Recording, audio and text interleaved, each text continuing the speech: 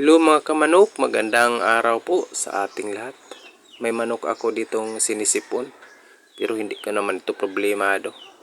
May mabisa naman ako, dahon ng mayana at saka limon. Ang dahon ng mayana, mga kamanok, dikdikin ko lang. At itong limon, pupugain lang. I-mix lang to mga kamanok guys. Ito ng minix ko no, mga kamanok. Sirens lang ang gamitin natin nito guys, pagpasipsip. Sirens para guys, madaling maipatak sa bibig. Yes.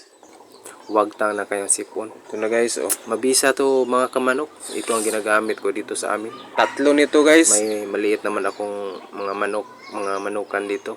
Para po kunti lang. Pero ito lang ginagamit ko, hindi na ako bumili ng amtil kasi mahal. Ito lang mga kamanok, kung may limon. Yung tatlo lang, mga 2 araw, 3. Tingnan yung sipon sa siguradong mawala na yun. Promise mga kamanok. Ito kamanok ko, ako nang gipatakan. 3 lang nitong sirens mga kamanok.